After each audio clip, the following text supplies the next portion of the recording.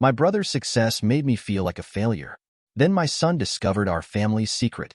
I, 35M, never thought I'd be sharing this story, but after what happened last week, I need to get this off my chest.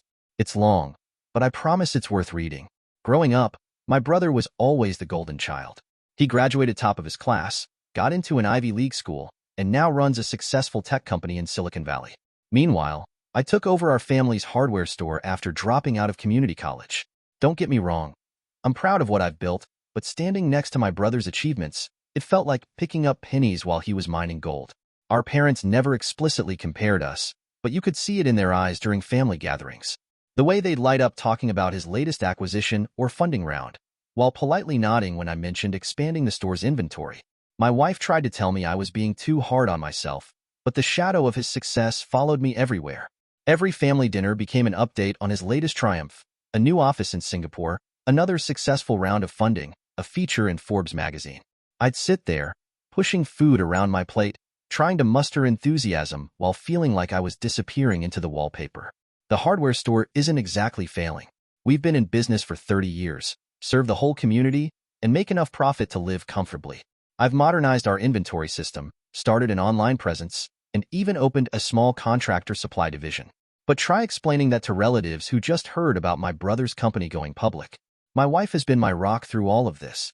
She's the one who reminded me that success isn't just about money, that being there for our kids and building something sustainable matters too. But even she couldn't completely erase the feeling that I was somehow letting everyone down by being, well, normal. Things came to a head during Thanksgiving last year.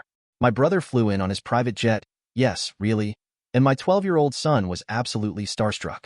He kept asking his uncle about coding and startups, barely sparing a glance at the store management tips I'd been teaching him since he was old enough to count inventory. I tried not to let it bother me, but watching my own son look at my brother with the same awe everyone else did that hit different. The whole dinner was a parade of my brother's accomplishments. His latest AI project, the new house in the Hamptons, his kids getting into prestigious private schools. Meanwhile, my daughter's soccer tournament victory and my son's science fair project barely got a mention. My parents meant well, but they were so caught up in his world that they seemed to forget there was life outside Silicon Valley. That night, after everyone left, I found my son on his laptop, eyes glued to the screen. I thought he was playing games, or maybe looking up how to become the next tech billionaire. Instead, he was doing research for a school project about family history. That's when everything changed. He called me over, confusion written all over his face. "Dad, this doesn't make sense," he said, pointing at some old newspaper clippings he'd found online. He'd been trying to create a family timeline, but the dates and names weren't adding up. At first, I thought he was just misreading something, but as we dug deeper, more inconsistencies emerged. We found an old article about a car accident from 30 years ago. It mentioned a couple who died, leaving behind a 2-year-old son. The woman's maiden name matched our family name. Then we found their obituary, and the pieces started falling into place. The deceased couple had a son, and his birthday matched my brother's. I spent the next week in a daze, trying to process what we discovered. I started noticing things I'd overlooked before. How there were no baby pictures of my brother before age 2. How my parents always changed the subject when anyone asked about his early childhood. How they'd get tense whenever anyone mentioned how different we looked.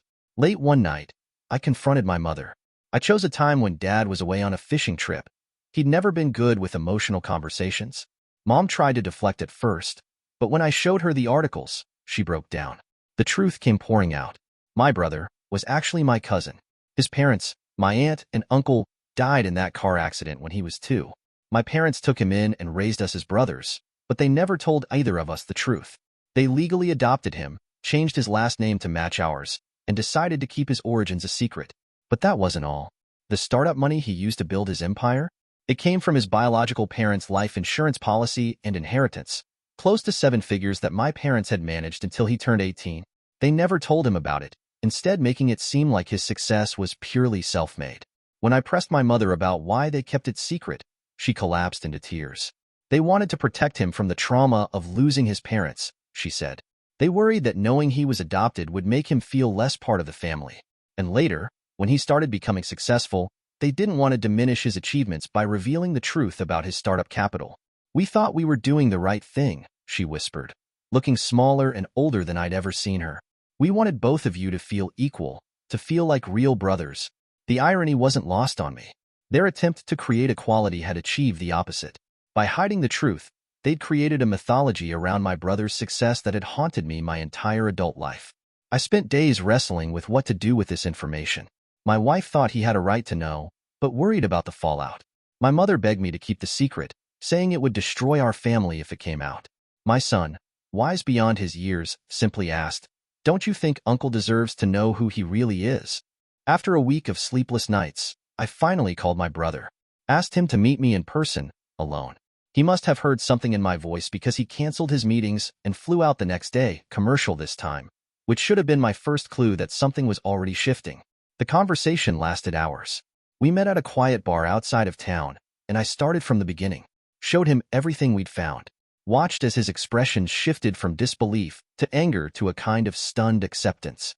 He admitted that he'd always felt different, like he had some special gene the rest of the family lacked. Learning about his inheritance and true parentage was both devastating and, in a strange way, relieving. "I always wondered why success came so easily to me," he said, staring into his third beer. "I felt guilty about it, you know? Like I had this magic touch while watching you struggle with the store. Now I understand. I had a head start I didn't even know about. The past few months have been a roller coaster.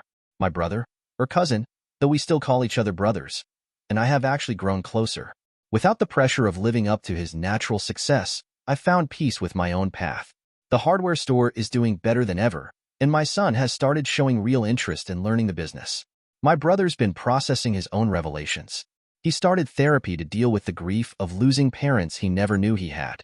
He's been more open about the role his inheritance played in his success, even giving a controversial interview about privilege and the myth of self-made billionaires. Some of his Silicon Valley friends weren't happy about that, but he said he's done pretending. Our parents are still struggling with their guilt. Dad finally opened up about his own fears, that we'd hate them for the deception, that the family would fall apart. We're working through it, slowly. My brother suggested family therapy, which would have been unthinkable a year ago. Last week, he came to visit without the private jet. We had a beer in my garage, just talking about life and our kids. He confessed that he's thinking about stepping back from his company, maybe focusing on smaller projects. I admitted that I've been thinking about expanding the hardware store, opening a second location. For the first time in decades, I didn't feel like I was living in anyone's shadow.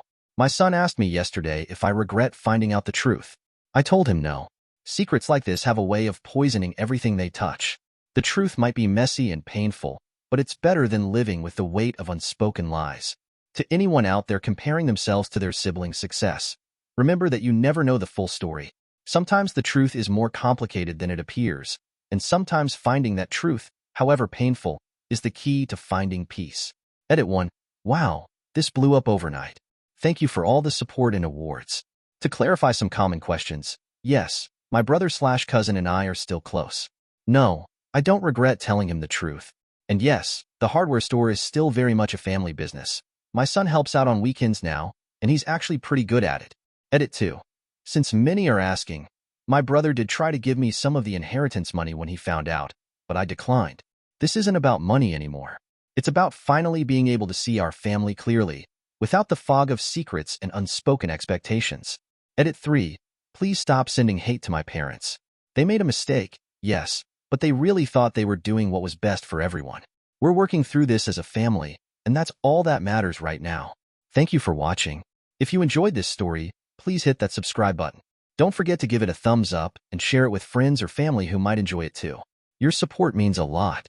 And if you have any thoughts, questions, or story ideas, drop them in the comments below. I'd love to hear from you. See you in the next story.